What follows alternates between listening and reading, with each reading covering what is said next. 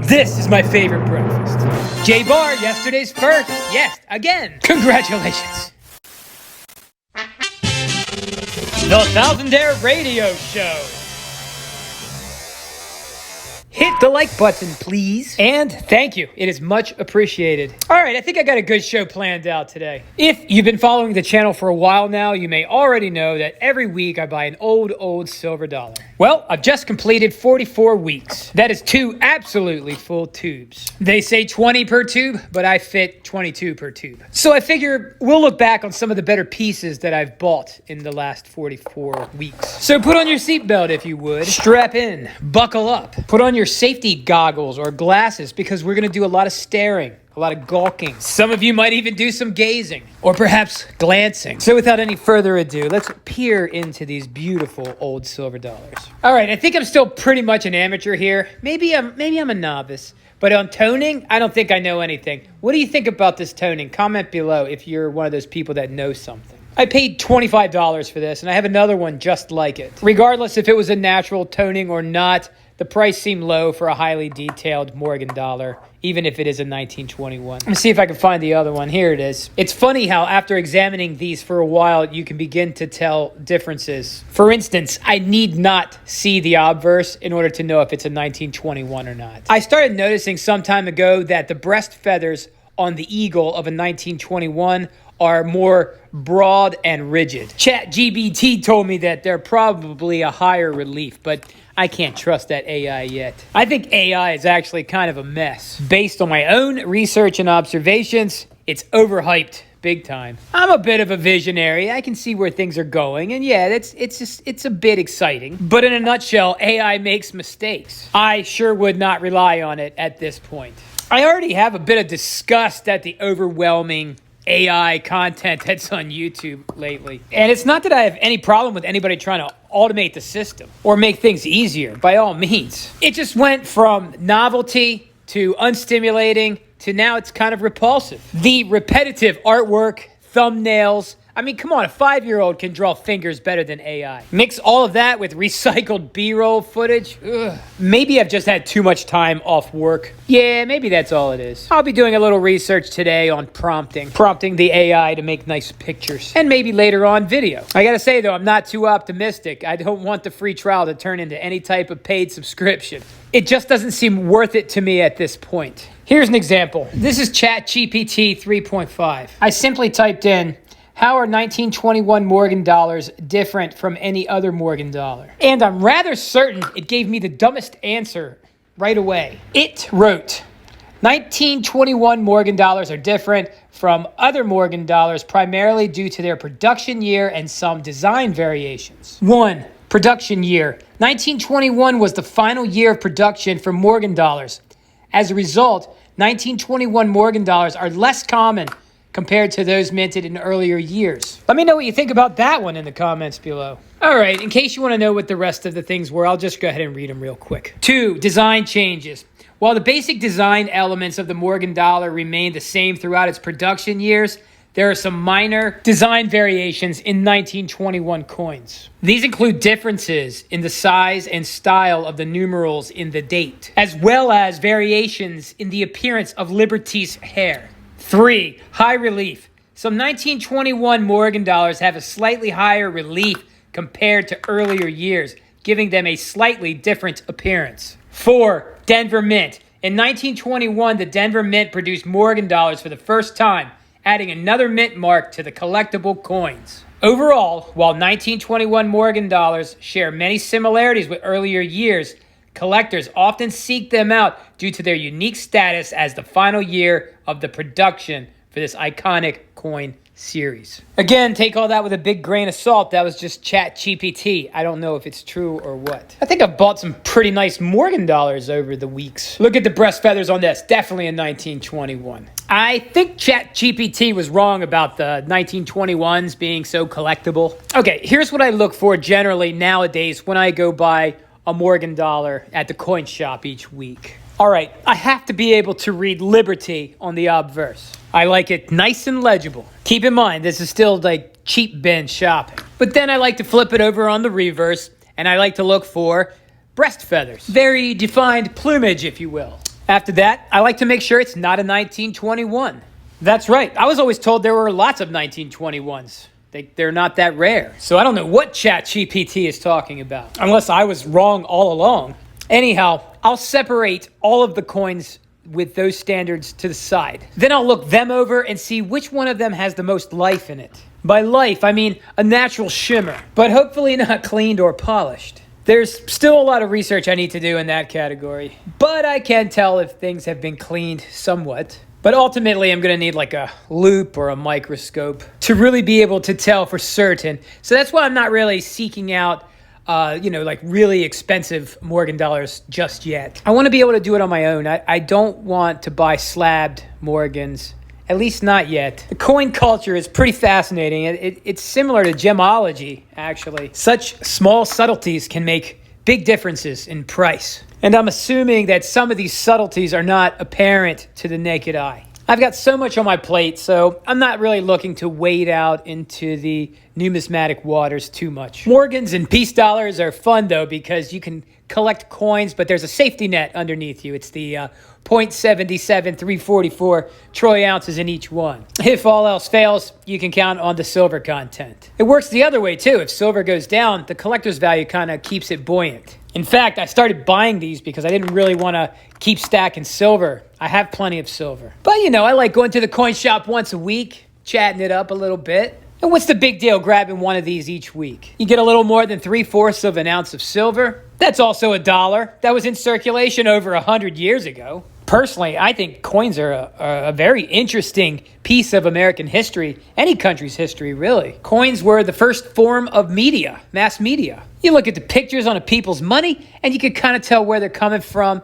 and who they're in cahoots with based upon the similarities of their money and maybe their neighbors or other countries that they trade with. And it's not just the similarities in pictures, but the weights and purities as well. And I particularly like the coins made of precious metals because that's what was done before all these promissory notes. You don't need promises with this.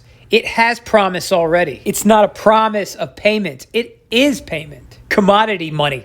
It's a beautiful thing. And there's many people that will scoff like this can't be used again. But it was used for thousands of years. Exponentially longer than the pieces of cloth we use today. This is the kind of money that can be exchanged between two people who absolutely do not trust one another. This may be $1. It may have English writing and our numerals, but it is worth the value of the silver all over the world. Let's say you had two political parties that didn't get along very well. I know. That's hard to imagine. Say each group had their own promissory notes written on really nice cloth paper. Well, say someone from the other party saw your advertisement for your lawnmower on Craigslist. You kind of let them hang out near the edge of your yard. You don't invite them in. And although you have differences, you do want to sell your lawnmower. They decide they'll take it. Only thing left to do is pay. They pull out a bunch of their party's promissory notes, and you can spend them anywhere in their districts. Oh boy, I bet you can't wait to go do that. Yeah, so that's a no bueno. But let's say they had some notes on them made of gold, like goldbacks, or some coins made of gold and silver. Yeah, they still had their freaky deaky pictures on them and writings, but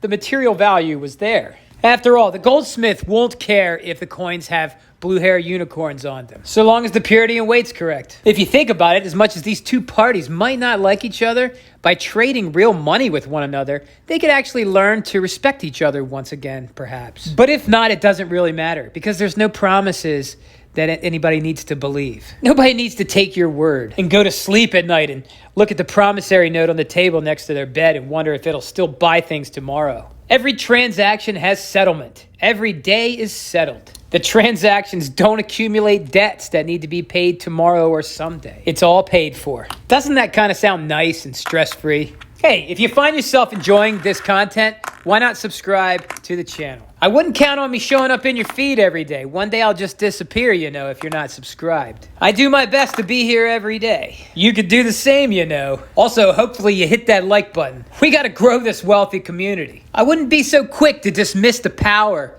of thousands and thousands of thousandaires. 1,000 thousands is 1,000,000. 1,000 millions is 1,000,000,000. I'm not sure what we're going to do, but think about what we could do. I'm spammed with thoughts about what we could do, but I tell you what I don't have many thoughts of. Limitations. I really don't see a lot of limitations. But I'm getting way ahead of myself. We won't be ready to take over the world till sometime next year. So there's plenty of things to think about before then. Like Christmas presents. Or which new movies aren't terrible. Oh man, when I went to see Dune 2, which I liked by the way, it was interesting watching the commercials. Everything is just an overhyped remake. It's like, come on, can't you make something new? Sometimes I just get an echo chamber headache. I can't even read all the YouTube suggestions anymore. They just get on my nerves. I'm down a rabbit hole. I need to get out of it. Today, any thumbnails I saw with doomy captions on them, I just clicked, do not recommend this channel anymore. Once in a while, you just have to do that. There's so many reasons to be optimistic. Never have we had the opportunity that we have now. Compared to our,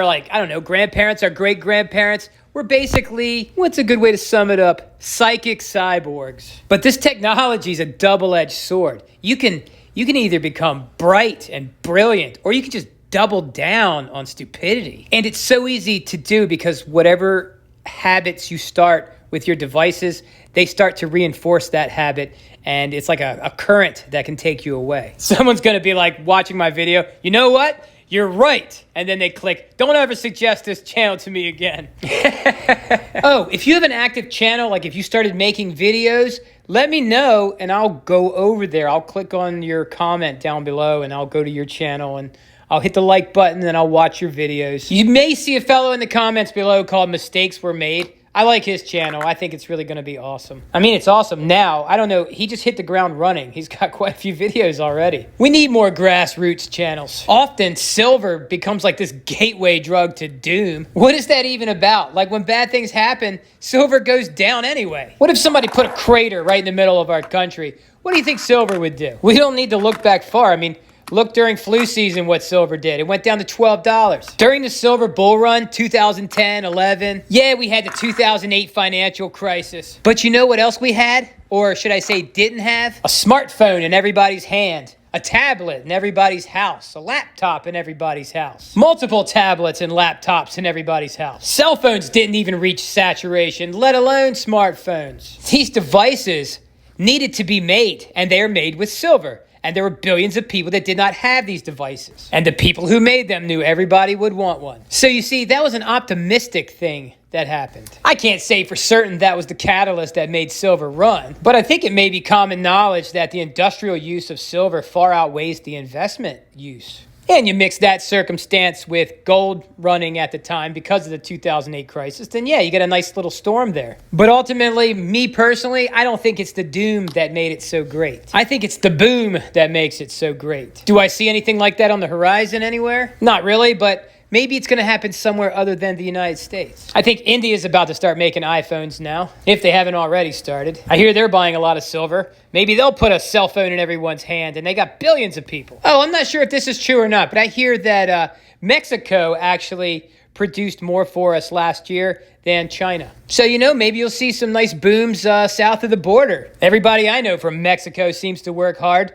so why don't they deserve all the good stuff too? Maybe they will experience growth like China did. I don't know. It could all be dumb. Let me know what you think in the comments below. I'm just having some fun here. I think I may be all rambled out. How about you? I mean, you're the last one here. I'm impressed. Is impressed the right word or surprised? Oh, look, here's old Cold Sore. Remember her? Look at that beautiful toning around the mouth. Yeah, that's never gonna go away. At least not permanently. What do you think? Not bad for 30 bucks. I like this one. I believe that that's natural toning. But again, I'm no expert. Oh man, I was gonna try to post this before 5. I was like, oh, it must be a little after 5 now. It's like 6:27. All right, I guess I'm going to wrap this up. I don't even know if my phone's going to render a 14-minute video. That's right, I do it all on my phone. If you have a channel or you want to start a channel, don't overcomplicate it, all right? Just do the simplest thing that you possibly can. I think you'll surprise yourself. Do you want to see a really beautiful peace dollar? I don't know if it's that big of a deal. I have a few peace dollars, but one of them is really nice. But it's not like a rare year or anything, but it has a nice luster to it. We made it this far, why not? Oh, I don't know if I finished my point about the doom and gloom stuff, though. Yes, I would love to watch some more channels that just aren't talking about the doom crap. It could be you. It could be you. Start a channel, why don't you? Let's make this community more elite and take back the stack. Just normal people collecting gold and silver and chit-chatting it up, that's all. All right, here she is. This is my beauty. I didn't spend a fortune on it, but, I paid a little bit of a premium. I wouldn't mind picking up a nice 1921 peace dollar. Whoa, just when I was starting to get unexcited, baby's got back. Yeah, a nice peace dollar really does look nice. All right. Thanks for joining me today. Please like, comment multiple times, comment on other people's comments, and subscribe, because that is it. That is it! Thousand Air Radio, Wicked Show.